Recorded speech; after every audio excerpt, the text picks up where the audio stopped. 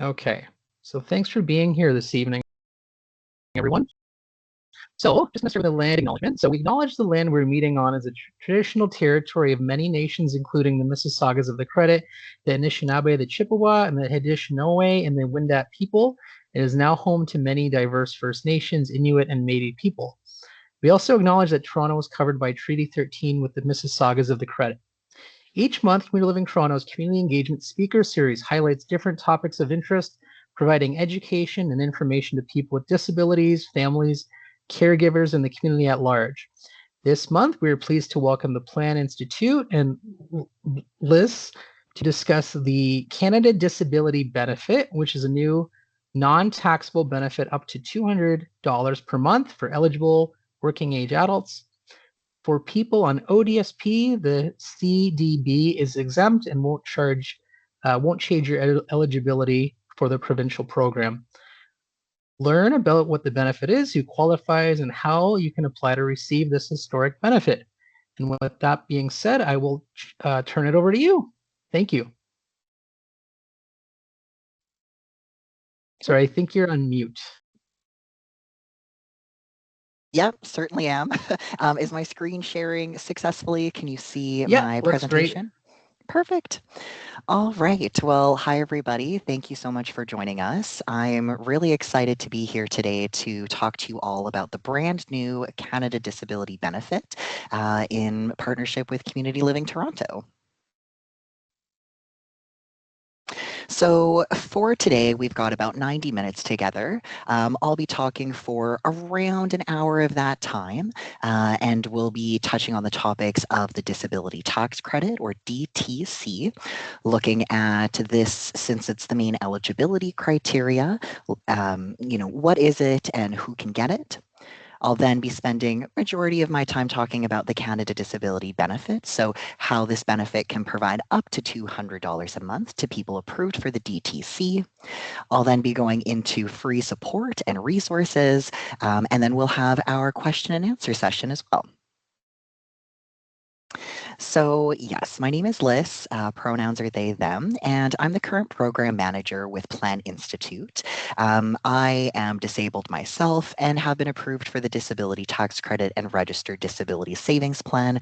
I did go through the process of applying for the Canada Disability Benefit, but due to my family structure and work, I'm not able to access that benefit.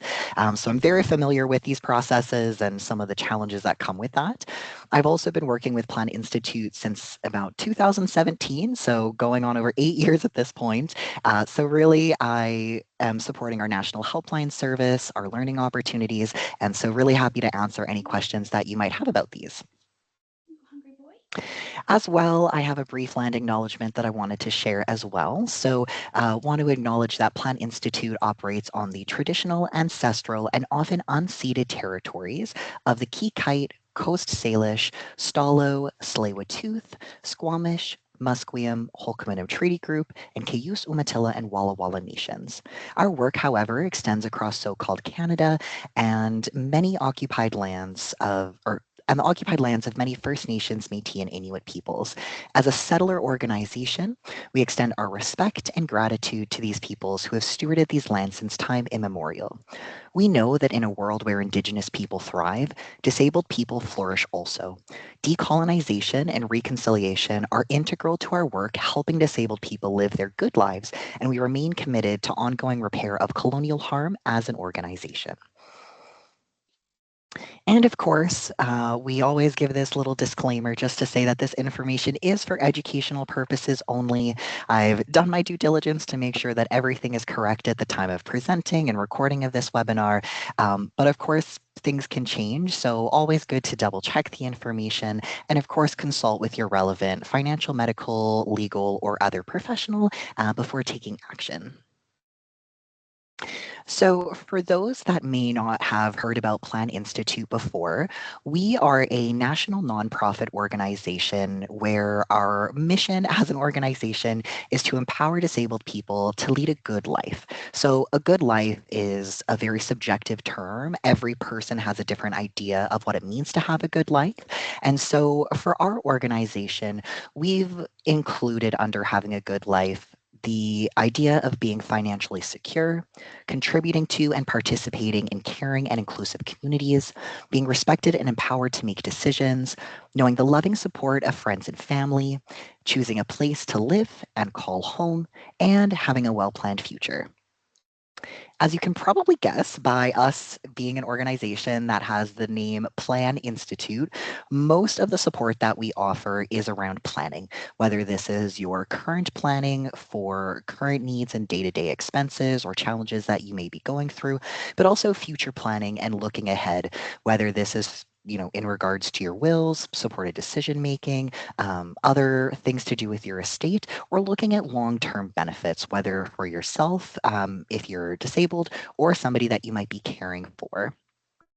Our main areas of work are our National Disability Planning Helpline Service. We offer a whole host of educational opportunities like this webinar today, as well as many through our websites that I'll highlight as we go throughout this webinar. And on a more systemic level, so looking really big picture at the institutions and structures that create these disability benefits and programs, really working to advocate for meaningful change to try to improve the programs that exist and help to encourage and advocate for the development of new programs to help fill gaps. So I just want to take a moment to do a quick audience question here. So you can just put this in the chat box if you are able to access that. But if you could just put in here, are you here as a person with a disability, a caregiver, or both? As I think I mentioned earlier on, I'm here as a person with a disability and also a caregiver. So I'm just curious what the participants that are joining here are as well. If you feel comfortable sharing, of course, no pressure. Okay, we have someone who is here as both a person with disability and caregiver. We have another person who's here as a caregiver. All right, I don't see anyone else who's in the process of typing, but thank you so much for sharing. Really good to keep that in mind as we go. So now I'm going to spend some time talking about the Disability Tax Credit, or DTC. So the Disability Tax Credit, which I'll mainly just call the DTC as we go, really at its core is a non-refundable tax credit. So the DTC was created as a way to recognize that the cost of living with a disability is about 30 to 40% higher than the cost of living for somebody who doesn't have a disability. This tax credit was a way for the federal government to try and recognize and help you kind of reduce those costs that you experience. However, because it's non-refundable, this means that if you don't actually pay any taxes or have any taxes deducted, let's say from a source of employment that you have, you wouldn't get any money back when it's time to file your income tax return. The DTC application is also known as the T2201 form, and it's available from the Canada Revenue Agency. The DTC, however, has become what we like to call a gateway benefit. So this means that once you're approved for the DTC, it opens the gate for a lot of other benefits. So when we look at the tax benefits a little bit more, we can see that this is applied to your income tax return. So for the 2025 tax year, the disability tax credit for an adult is worth just over $10,000. For children with disabilities who are approved for the DTC, there's an added credit amount just under $6,000 for a total credit amount of $16,052. What that actually means, though, is that for a non-refundable tax credit, you can claim up to 15% of that. So that means when you go and file your income tax return for this year, you could receive as a refund amount just over $1,500 for adults and an additional up to $2,400 for children. So it can be pretty significant when you look at somebody who maybe is working full-time or potentially even part-time. In addition to that, the DTC can be approved from the year that your disability began. So your income tax return, while it can not necessarily be reassessed all of those years, for example, when my disability tax credit was approved, it was back in 2023, and it was approved from 2008 until 2028. But of course, in 2023, I could only go back to 2013, but that still provided 10 years worth of refundable amounts. For somebody who, especially for adults who are approved for the DTC, they who may not be able to work full-time or part-time, may not be able to take advantage of that full benefit, or even for people who can, knowing you can only claim 15% of that credit amount, you can actually transfer the DTC to one or more supporting family members. So really, this is any family member, whether they are related to you by birth, by adoption, or by marriage. As long as that family member provides the person with a disability with regular food, shelter, and or clothing, they can apply to have this tax credit basically approved to add to their own taxes. And so you can basically share the wealth of that tax credit to more than one person. Example, in my situation, because I provide regular support to my wife, who is also approved for the disability tax credit, I can claim her credit up to 15% as well as my own tax credit amount. So in addition to that, I'm not going to go into these benefits in a lot of detail, but I just wanted to really emphasize or highlight the importance of the DTC. So being approved for this tax credit can give you access to the Canada Workers Benefit Disability Supplement, which is something for low-income workers who are eligible for the Canada Workers Benefit. This is a refundable amount of over $800 a year. There are a few other tax-related benefits with the home buyer's amount, home accessibility tax credit. You can claim more money in medical expenses and a bigger variety of types of medical expenses. You also, if you have a trust account, which is a special type of financial account that can help protect your money if you're receiving other types of benefits, you can pay the lowest tax rate on ETC. Access to a long-term investment savings plan called the Registered Disability Savings Plan, or RDSP, which can provide up to $90,000 in government contributions until the end of the year the person who's approved for the DTC turns 49. And of course, the Canada Disability Benefit. So lots of things that this gives you access to once you're approved for it.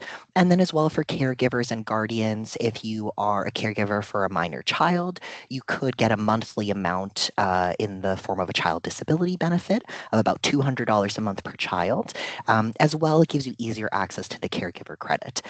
I do apologize that most of these have very similar names and really a lot of different purposes for them. I know it can get really confusing, but of course, please feel free to ask any questions that you have, and happy to kind of help you navigate that as we go. So when we look at the DTC and who can apply for it, it's really important to keep in mind that you have no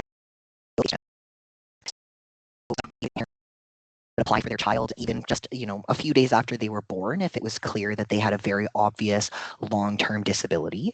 You can also apply for the DTC if you're in your 80s, 90s, or 100s. Really, it doesn't matter how old you are. It also doesn't matter whether you have the ability to work or go to school. It doesn't matter how much money you earn, and it also doesn't matter how much money you have saved up or how many assets that you have. In order to apply for the DTC, an applicant must meet a few different criteria. So they need to have a temporary or permanent social insurance number. They must have a severe impairment, and I'll explain what that is in a few moments. This can be mental, physical, or a combination of the two.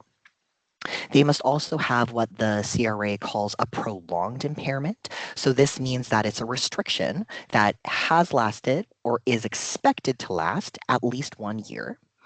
And they must have Canadian residency for tax filing purposes. So you don't have to be a permanent resident or a Canadian citizen.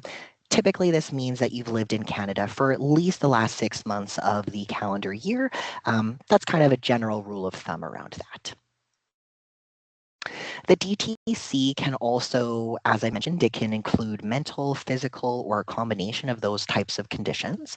So there are 8 activities of daily living that the form looks at. So this means that somebody can qualify if they have restrictions in one or more of these areas. So this is vision, so being able to see, speaking, feeding, which includes making as well as eating food, hearing, eliminating, which is your bladder and bowel functions or your toileting abilities, dressing, so getting dressed in clothes and getting undressed at the end of the day, your mental functions necessary for daily life, which is actually the biggest section of the form with the most amount of questions and subcategories that you can qualify under, and walking as well is another one.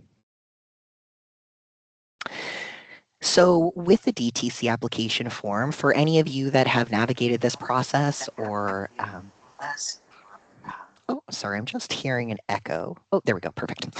So for those of you who have navigated any disability benefit application process in the past, you know that usually a medical professional is required to support that. So when it comes to the DTC, medical doctors, which include surgeons and psychiatrists, they can fill out every single section of the DTC application form, as well as nurse practitioners. But for people who qualify in one of the other categories, it can also be completed on a professional, depending on their expertise. So, for example, an audiologist can fill out the hearing section, a physiotherapist can fill out the walking section, and a psychologist can fill out the mental functions necessary for everyday life. Just a note on the application in case this is something that you or somebody you're supporting still has to go through. It's really important to keep in mind that the CRA, while they have a medical review team who reviews all of these applications, they are not medical professionals who are actually providing medical care. So it's really important that you provide very specific examples of how you are restricted in those activities of daily living so that they get a really clear understanding of how you're restricted so that they can correctly identify whether you qualify. It's also important to think about how your disability restricts you or the person you're supporting on their worst day, even if you have help.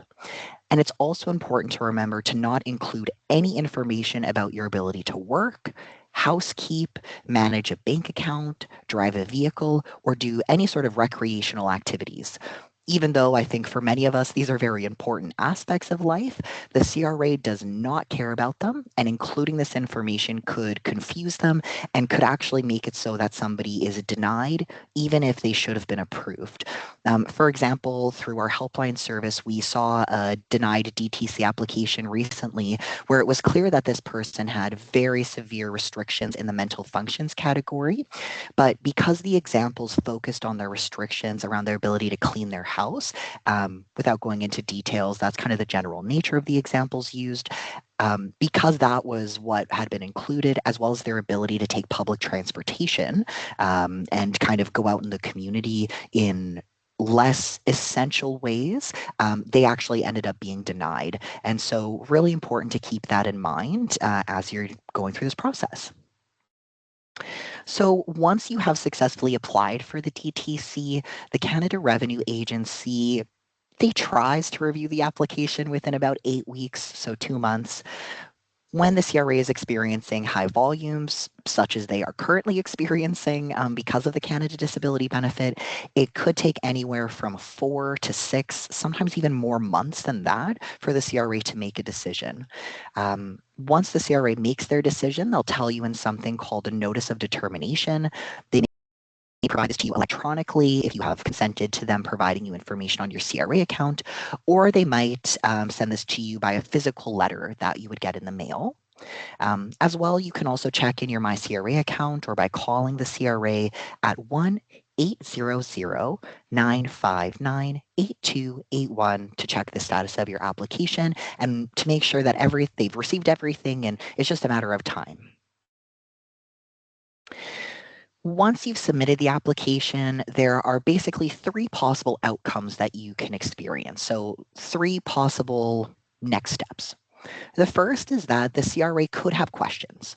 So, for example, if you had put in information about your ability to work, or maybe you didn't provide enough examples, or maybe there was something that was just missing on the form, the CRA needs a bit more. They're going to then send an additional questionnaire to your medical professional. And it's important to know that the CRA is not going to tell the applicant that they have sent that letter.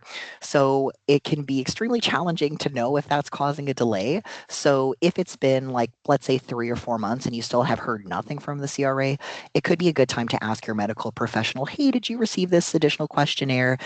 Make sure that they can be supported to fill that out as soon as possible. And then, of course, you can also call the CRA anytime or check your account to see if they've sent that letter. The best possible outcome is that you're approved. Yay, that's really what we're all hoping for if we're going through all the hoops to navigate this process.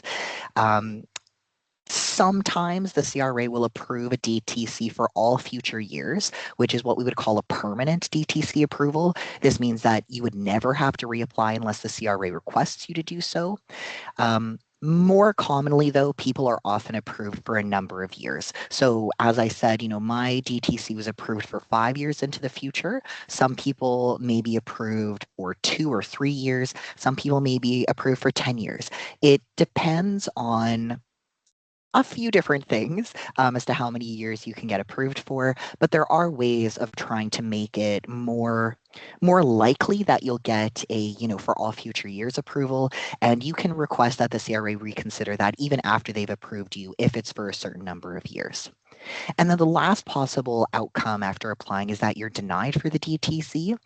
This is not the end of the road if you get to this point. It can certainly feel that way, and I completely understand. It is a very frustrating, long, time-consuming process for a lot of people, but it's important to know that if you are denied, you do have options. So the first one is that you can actually reapply. You can reapply pretty much as many times as you want throughout your lifetime.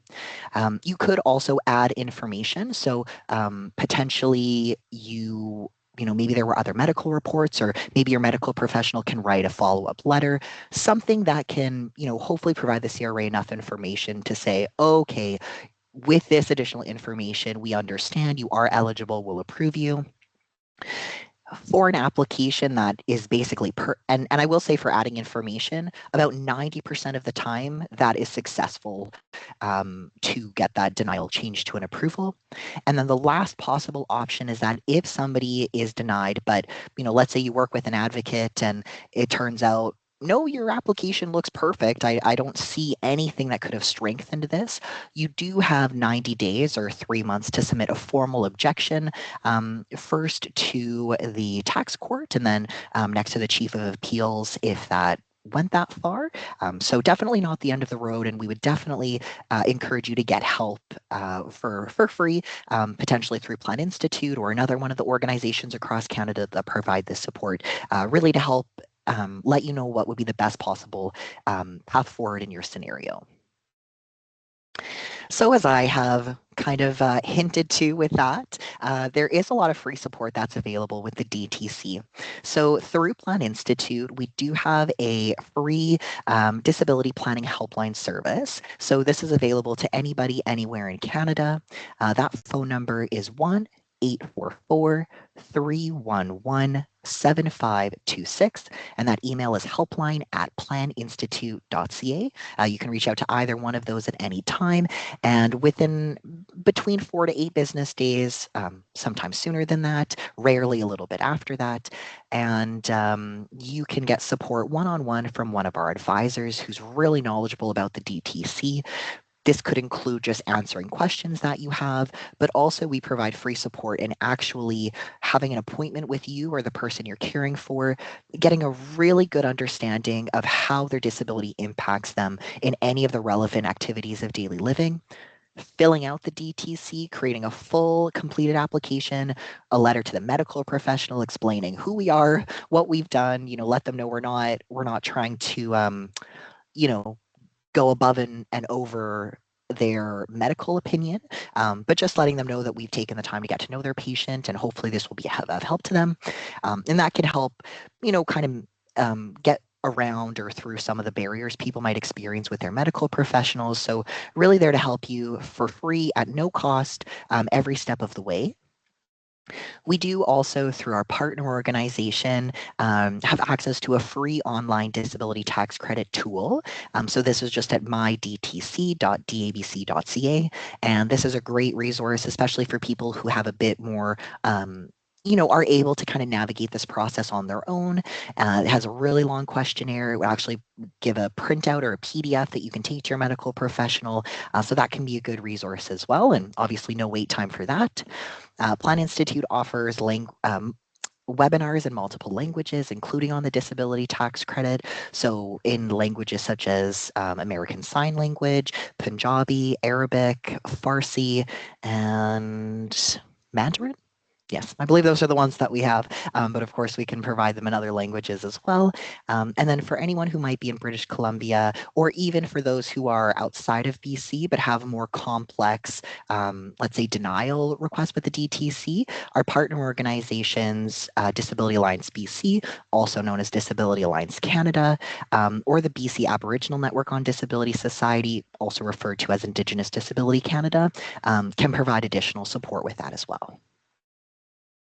Okay, now switching focus, now that we've all got a pretty good understanding of what the disability tax credit is, want to tell you all about the amazing Canada Disability Benefit, or CDB, not to be confused with the Child Disability Benefit, which is another CDB. So sometimes people get confused by the acronym, but just so we're on the same page, when I mention CDB, I'm talking about the Canada Disability Benefit. So for some of you, you may not be very familiar with this benefit and how it came to be. Hopefully, if you are familiar in receiving this benefit, you'll be taking away at least one new piece of information from joining our webinar today. The Canada Disability Benefit, again, CDB, is a new federal benefit that was first announced in the throne speech on September 23rd of 2020. So just over 5 years ago was the first time this was ever announced. However, Bill C-22, which is the proposed law that would actually create the CDB and make it so that the government can actually take action on this, that was only given royal assent on June 22nd, 2023. So there was almost a full 3-year gap in between the first time this benefit was announced until the point where politicians and legislators agreed, yes, we're going to make this happen. Of course, over the next 2 years after that, there were regulations, budgets, and many consultations that were needed in order to make the CDB possible. And this took quite a long amount of time. It had to be done within the federal government, as well as working with the provincial and territorial governments, and also working with community organizations and nonprofits that support people to access benefits to really try to make this benefit as good as it could be. What we know is that the applications were finally opened on June 20th of 2025, so not too long ago this year, and first payments were provided on July 17th, 2025. So again, almost a full 5 years from the first time this was announced until it was actually delivered and ready for people to access. It is good to know, though, that payments are retroactively available up to 24 months in the past, going back to when the applications first opened. So this means that, let's say you or somebody you're supporting doesn't currently have the approval for the disability tax credit, or maybe they don't have full eligibility criteria yet. That's okay, as long as they meet that eligibility criteria by June of 2027. They have the possibility of getting the full 24 months of retroactive payments without missing out on anything. As of today, the CDB provides up to $200 a month, or $2,400 a year, to people that the government has listed as working age. So starting the month somebody turns 18, ending the month that somebody turns 65, with disabilities that qualify. I'm sure that many of you would agree that we know many people who are working earlier than 18 and definitely later than the age of 65, especially with our increasing, um, you know, lifetimes that people are living. But those are the ages that the government has decided. And really, when we look at the CDB, the goal of this benefit was to try and uplift people with disabilities out of poverty. This was really a way to recognize that there is no provincial or territorial income assistance program anywhere in Canada that brings disabled people to even the poverty line. And so the CDB was one way of the federal government trying to recognize that and try to lift them out of poverty.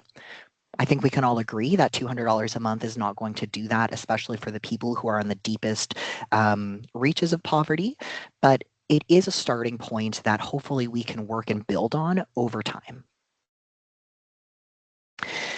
With that being said, we will continue to work alongside the disability community to encourage the Canadian government to take action.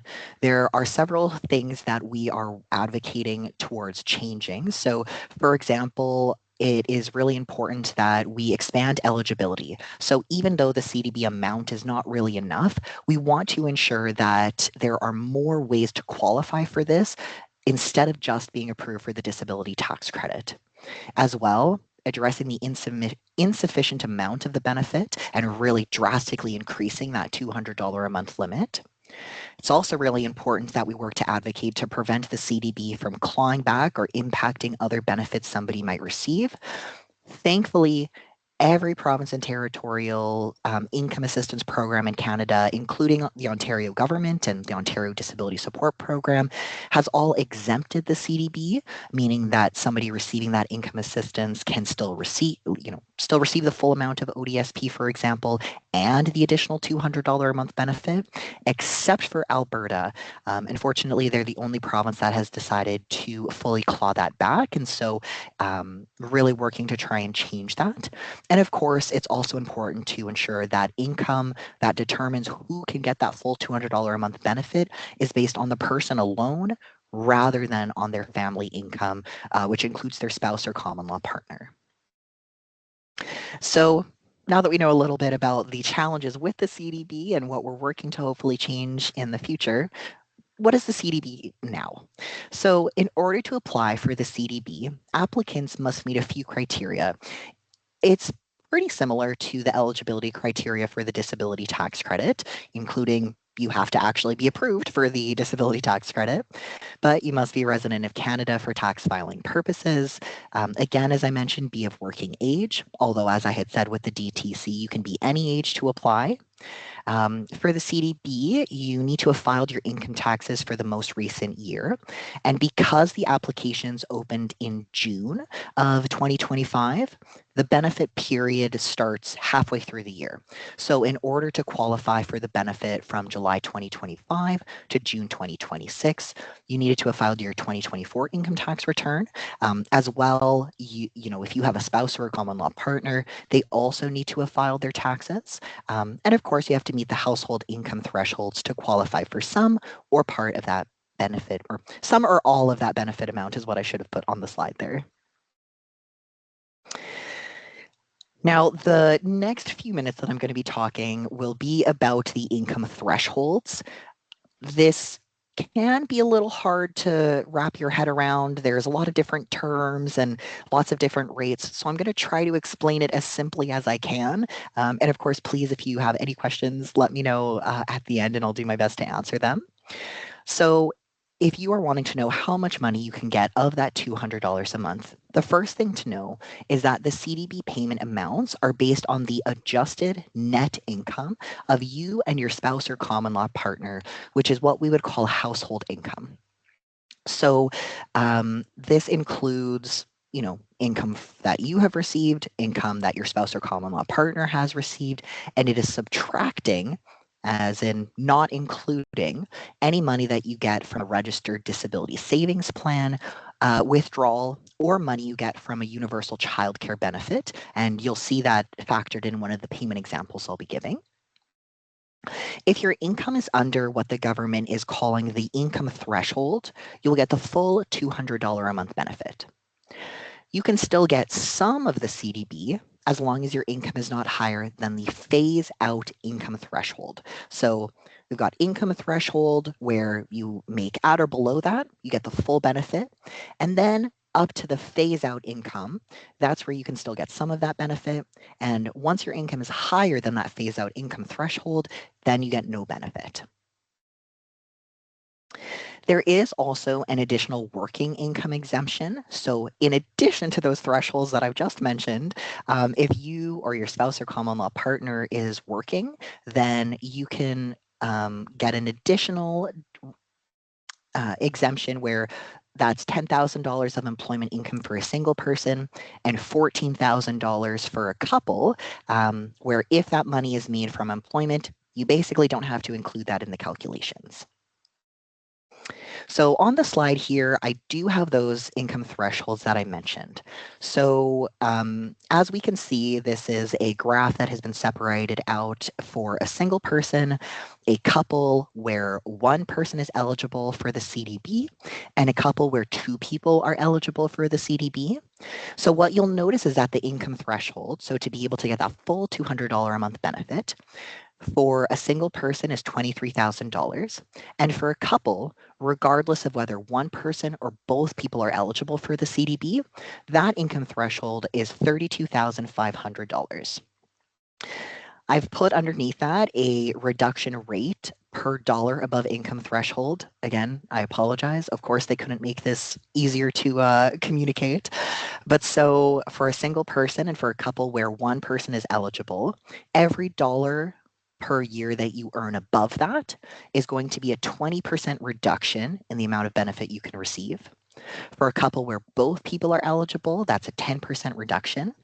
And then we can see that the phase-out income threshold, so the maximum amount of money that you can earn in that household to still get some of that benefit, increases for each of those three situations from $35,000 for a single person to $44,500 for a couple where one person is eligible, and $56,500 for a couple where both people are eligible.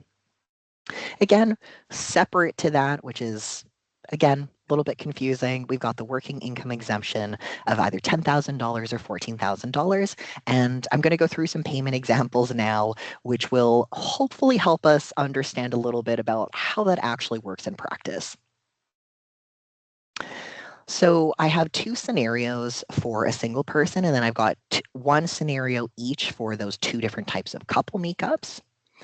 So the first scenario is for somebody who is single, separated, divorced, or widowed. So this is Aja's situation. So Aja receives $16,000 a year in provincial social assistance and has no other income. Her adjusted family net income is $16,000. So when we look at the calculation, this one's a pretty easy one because we can see that Aja's income is below the singles threshold of $23,000, which means that she is going to receive the full benefit of $200 a month. The next situation we have for a single, separated, divorced, or widowed individual is for Fareed. So in Fareed's situation, he earns $35,000 a year in employment income and has no other income. His adjusted family net income is $35,000. So because Fareed earns more than that $10,000 working income exemption threshold from work, he can use that full exemption. This means that we take his total net income of $35,000, subtract that $10,000, so only $25,000 of his income is actually considered for the benefit calculation. Once we have the amount of money that we're working with, then you basically subtract the singles threshold. So that is $25,000 minus $23,000, and we see that he's $2,000 over that threshold. Now, as I said, for every dollar above that income threshold for a single person, it's reduced by 20%. So $2,000 by 20% is $400 a year that the benefit is reduced. So instead of being able to receive the maximum $2,400 a month, he can receive a total of $2,000 a month. When we divide that by 12, we can see that his total monthly benefit amount is just over $165 a month.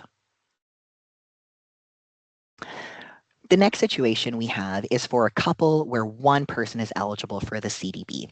So here we're looking at Liana and Tandy. Liana and Tandy live together with their young daughter. Tandy is eligible for the Canada Disability Benefit, while Liana is not.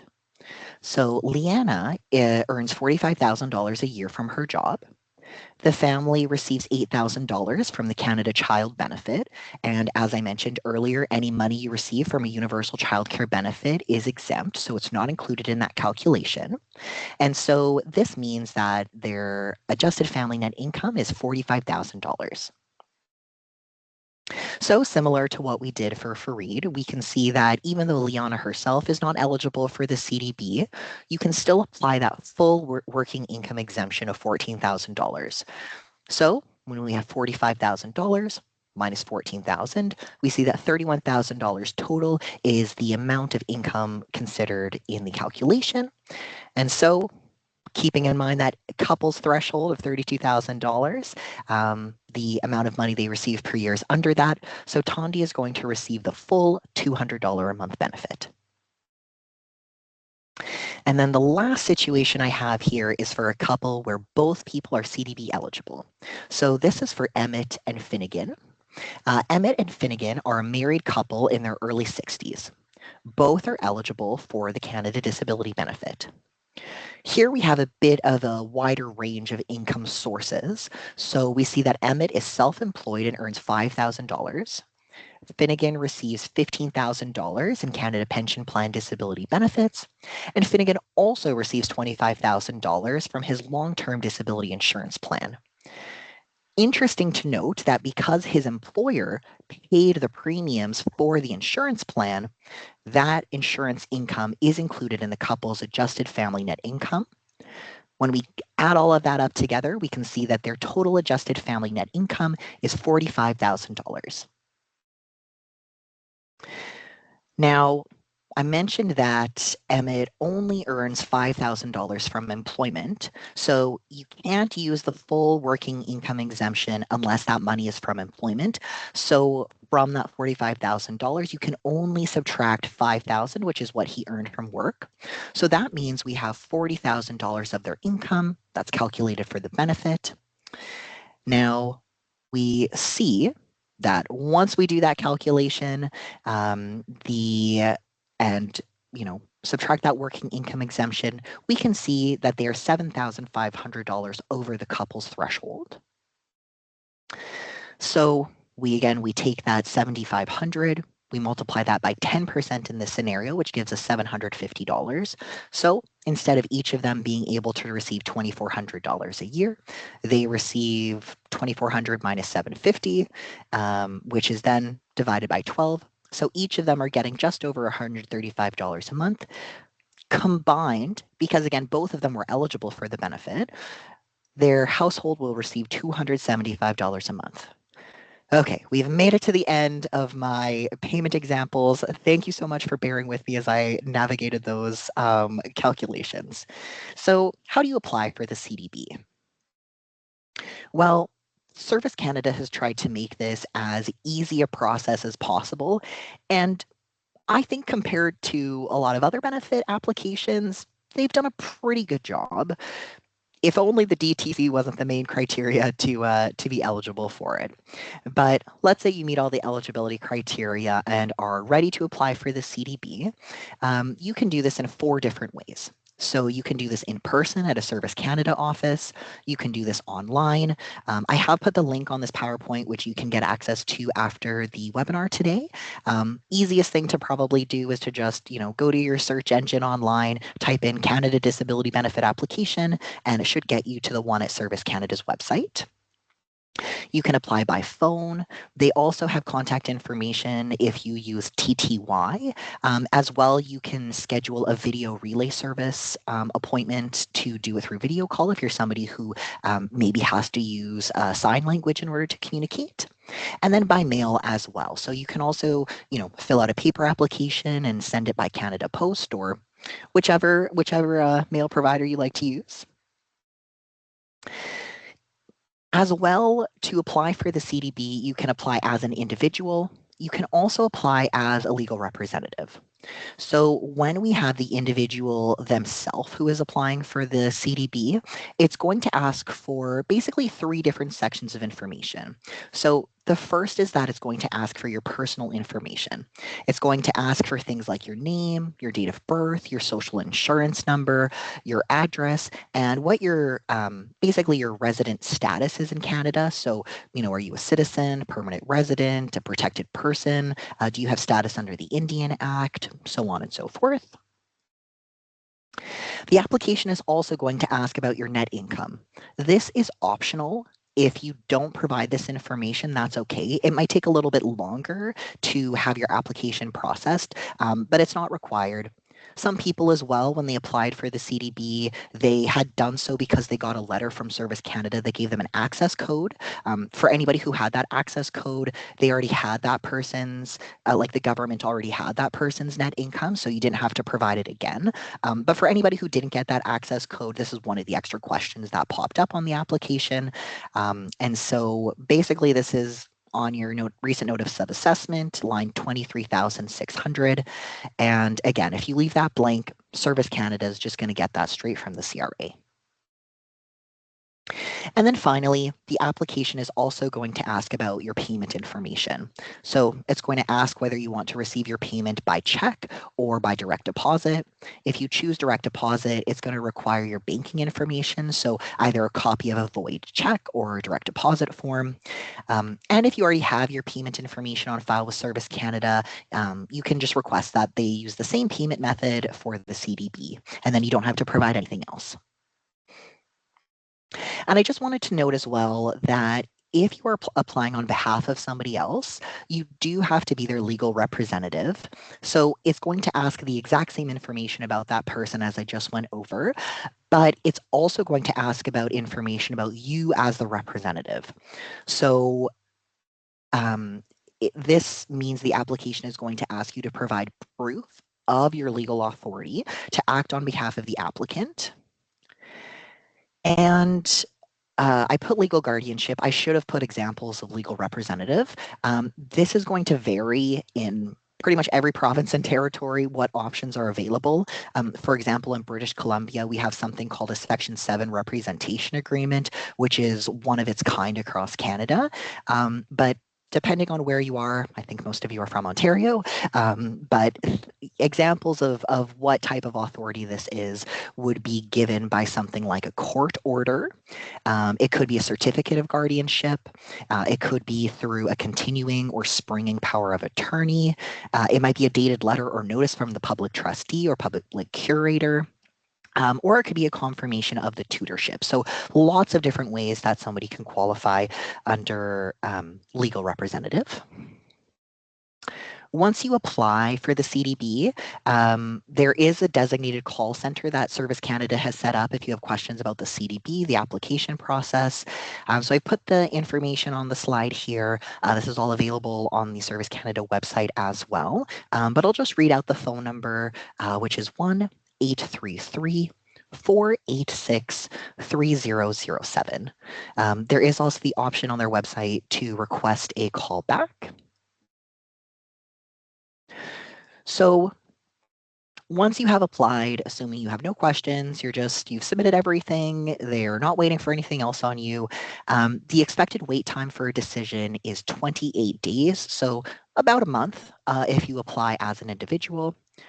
If you're applying as a representative on behalf of somebody else, though, then it could take up to 49 days or about 2 months to get a decision. Again, it's retroactively payable, so even if you're approved a little bit later on, you'll still not miss out on any of that benefit amount, at least currently, because it hasn't been 2 years yet. A note as well that if you disagree with the decision, so this could be you disagree with your decision about eligibility, the payment amount, or let's say you have another issue that has been found throughout the application process, you can submit a request within 180 days. So this would be about 6 months of the date on your decision letter. So that's kind of found in the top right-hand corner of that letter that you would receive. Again, legal representatives can request that reconsideration on somebody's behalf.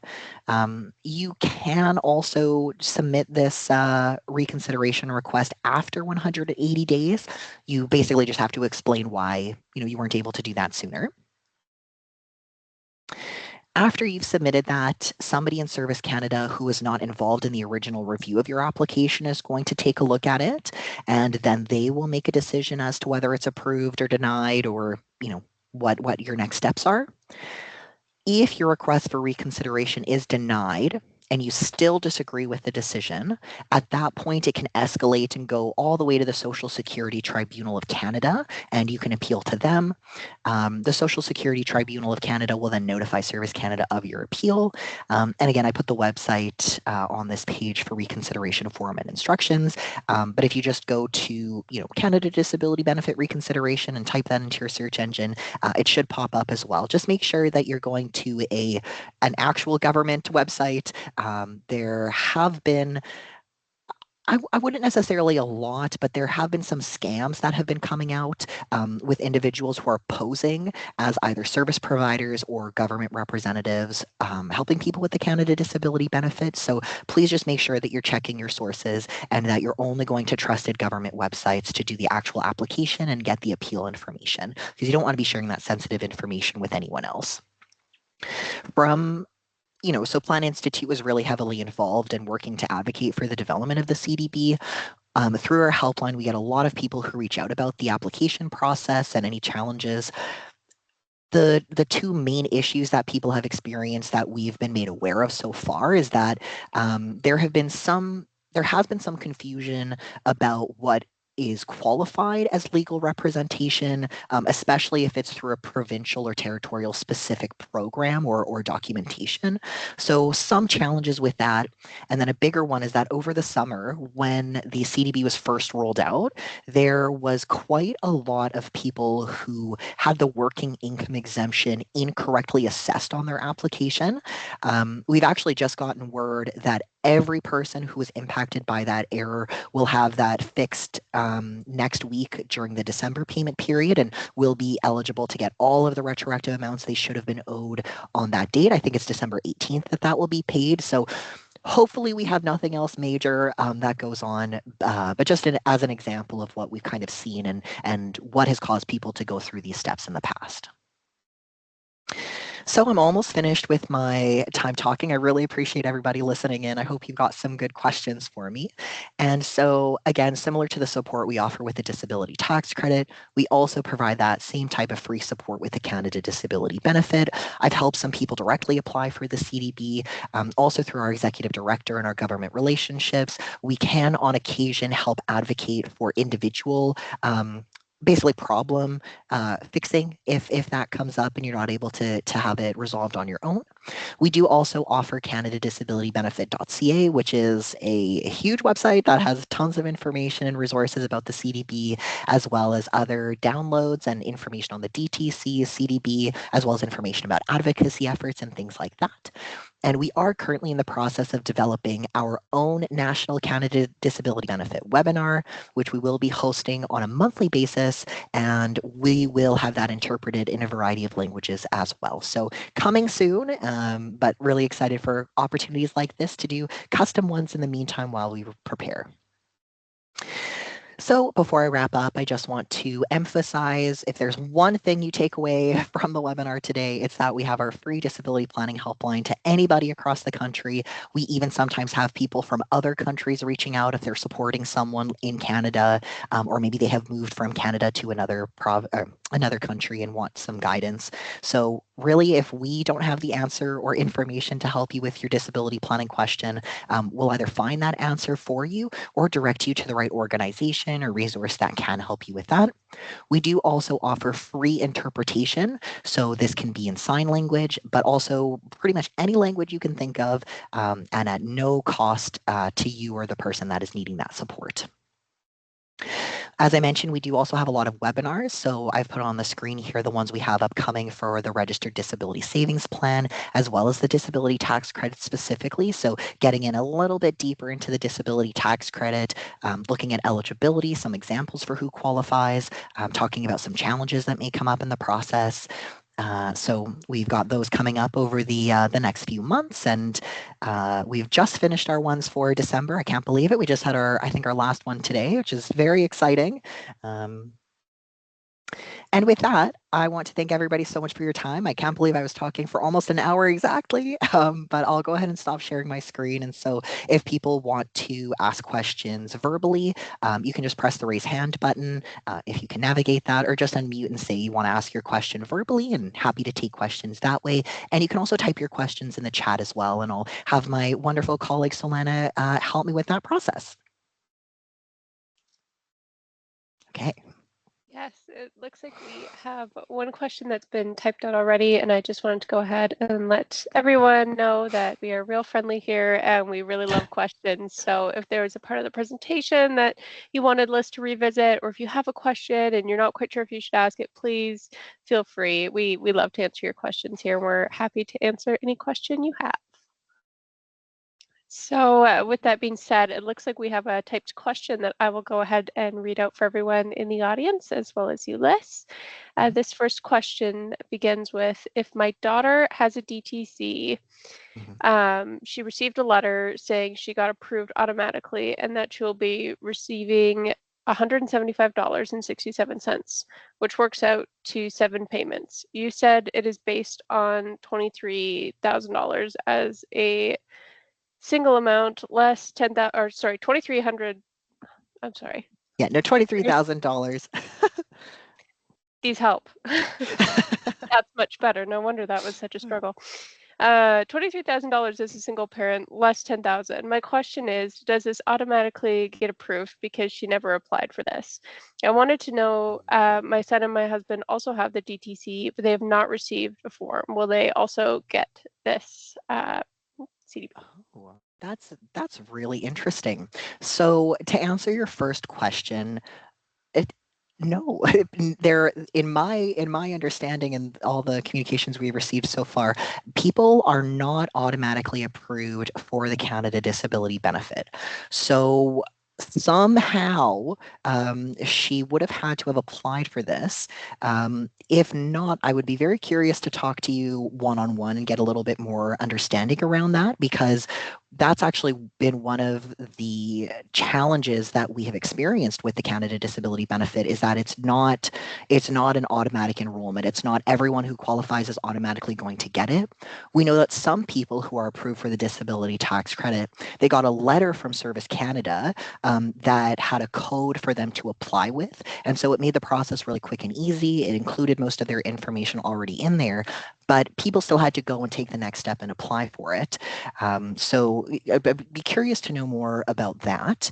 And as well, you know, with your son and your husband, who both also are approved for the disability tax credit, they will have to go and apply for that as well. So probably the easiest thing to do if they can navigate this is by going online.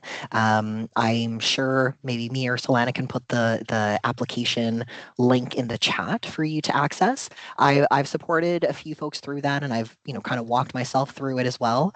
And it was less than 5 minutes to go through. Didn't need that much information, but that is often the easiest way to do it. And so definitely worth a try and to see.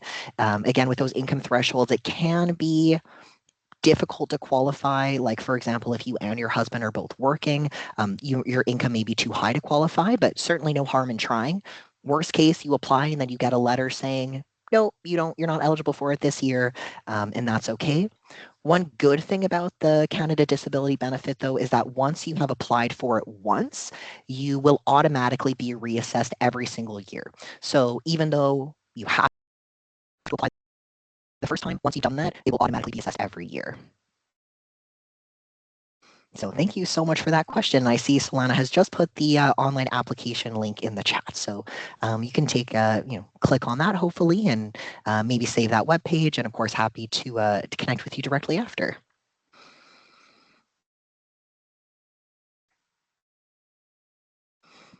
And then what I'll also do is I will also type in our helpline phone number and email address in the chat. So don't want to be taking any of your confidential personal information here, but please feel free to give a call or an email to our helpline. And then that way we can connect you either with myself or one of our other amazing helpline advisors to answer any questions that may be a bit more sensitive in nature. Yes, we're always happy to take your questions through the helpline, even if you walk away today thinking, okay, I've got some good information, and then you have a question later, or you wake up tomorrow and think, oh, I wish I would have asked this. Please feel free to reach out to our helpline as well.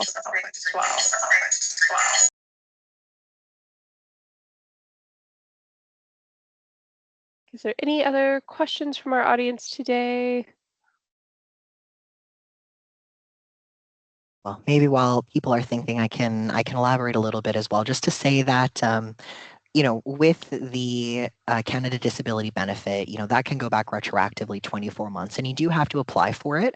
I also wanted to share that with the disability tax credit and all of those benefits, while you have the option when you're applying for the disability tax credit of having your taxes automatically reassessed for up to 10 years in the past, depending on when you're approved for it, a lot of the other benefits are not reassessed at the same time. So for example, I think it's the Canada Child Disability Benefit amount, that monthly amount. I think they only go back 2 to 4 years automatically.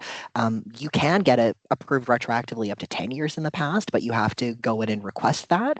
So might be good to reach out to our helpline and just double check, especially if it's a newer DTC approval that you've had, just to make sure that you're not missing out on any of the possible benefits, because even with the reassessment, not everything is automatically captured at 10 years. You got to add a few other hoops to jump through with that, unfortunately.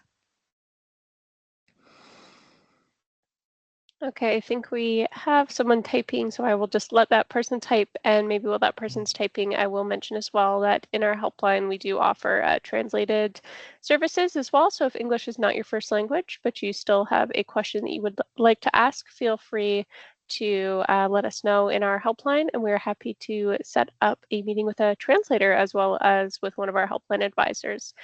So whatever language you're most comfortable in, we're happy to accommodate.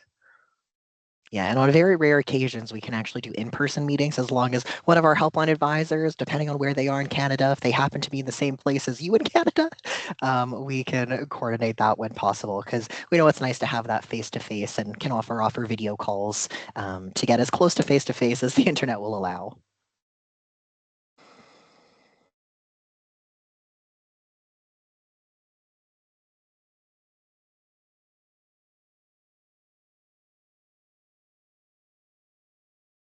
All right. Any other questions from folks? I hope that means I was very thorough and in the what I was sharing. I know also for the folks, which I think probably many of you are joining from Ontario, I know it's a bit late in the day. Our brains are getting tired at this point. But it's okay. If you don't have other questions now, you can also anytime reach out to our helpline for support. Or if you're wondering if you want some more information on any of our sort of learning topics we offer, if you're like, need a little bit more DTC information, or you're wondering about RDSPs, we have webinars for those, and we are always happy to have you attend as many times as you like. I have people who've taken the RDSP webinar 8 times, and they learn something new every time. So welcome to those webinars as well. Whenever you like, I can drop a link to our events page as well if you would find that useful. Yeah, and I'm not sure. I know I shared the presentation in advance. Tom, is that going to be sent out to all registrants as well? Yes, absolutely. I will be sending that tomorrow at some point. Perfect. Yep. Yeah, I think you answered every single aspect of the disability tax credit, because I have no questions either. Yeah. Amazing. That's very good to know. Especially since we're getting ready to launch the or do a pre-recorded Canada Disability Benefit webinar next year. It's good to good to know that it's fulsome and includes all of that. Yeah, it's been a long time to get to this point. I just hope that we can continue improving as time goes on.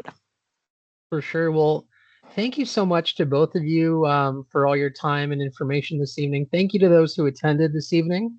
As mentioned, I will be sending out some more information regarding this presentation and some other resources that were shared with me. And as always, if you have any other questions, you can always reach out to me at my email. And then Maria, I will connect you with Liz by email if that's okay. And then you can connect, okay? So with that being said, I hope everyone has a wonderful rest of their evening. And yeah, all the best to you. Hope you have a great rest of your month as well. Thanks, Yes, and everyone. happy holidays. Yes, thank you for Absolutely. having us.